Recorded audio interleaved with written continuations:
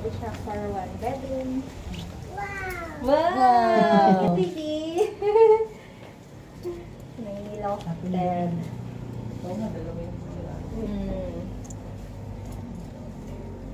Pwedeng loft bed, no? Pwedeng loft bed. Malaki na yan siya kung pag-extend yung hardware sa likod. Parang tingin mo lang sa kalit, pero pag nagawa mo na siya. Yes, baby. Pa Hagdanan. kayo sa ikot. Hagdanan. Pag-aakit ko dun sa taas. Pagod tayo na kay Ellie. Ay, hindi si Kuya sa taas. Dito yung kitchen. CR.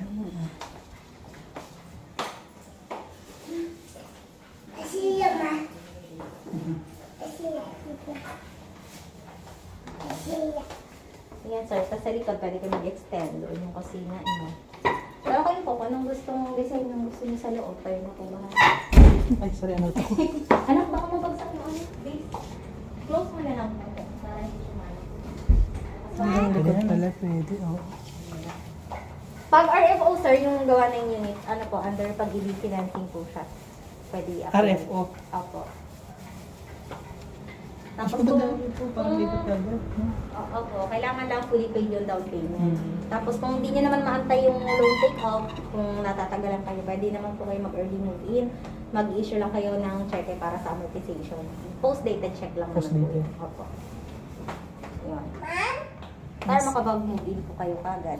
Kaya sir, ano yun? Sa China, no? Kaya ba? Kaya naman po, any bank naman po sila. Basta po may account. Kitchen. Kanino po ba papakala, sir, if ever? Para papalayasin niya ako. Below. Pero may ano kayo nga, mga payslip, COE, Opo, meron. para naka-ready siya, ma'am. Tapos, loyalty card, meron na kayo, ma'am. Wala pa nga po yung akin kasi hindi ako nakapunta sa site nung nag-ano sila eh. Nag-issue sila ng loyalty card. Pwede naman. Tapos, yung e-sub lang naman mga kailangan nila. E-sub, loyalty card, tas may TIN ID po kayo. Meron. TIN ID verification, yun po, ma'am. Online lang po yun. May app mo po yung da-download nyo, tas i-screenshot nyo lang po. Kasi ano po eh, pinapakompleto kasi yung mga requirements pag under pag-ibig. Dito tayo, baby. TIN ID verification. Di ba pa yung TIN ID na issue ni ano mismo? Opo. Kailangan kasi i-verify nila kung kasi, di ba, ang daming peke po kasi ngayon. Oo, yung akin eh, ano pa yun eh. Yung apelido ko dun, dalaga pa. Hindi ko pa nakuha yung bago. Pero updated naman siguro. Pero kung number naman, same lang naman po yun, ma'am. Try nyo mag-ano sa, yung sa verification, yung app. Try nyo, tapos sa app, sige. Kasi para Try ko. legit talaga. Kasi yung po yung ilalagay doon sa title nyo. Yung PIN number. Hi, now. Hindi pa ako sa nakabalik doon. Layo kasi naggiginto. Doon na yung ano na. Nagpalipat ako ng ID. Ng ano, PIN verification. Taga saan po kayo, ma'am? Diyan lang kami sa Minoyan. Lapit na tayo. Tapos pag may open na, halimbawa, gusto nyo makita yung pinaka-actual location ng unit, pwede naman pupuntahan natin sa baba. Para makita nyo po kung gaano kalayo sa gate. Yun lang, sir. Yung sa updated computation na po yung sinabi niya sa amin ngayon na. Ano po? Sa 14. Opo, 14K yung pinaka-down payment niya monthly. 12 months po yun. Yung sa insurance. Sa insurance, mula naman, sir, mga kulang-kulang 200 lang yan. Lahat na nasa down payment. Yeah. So nice.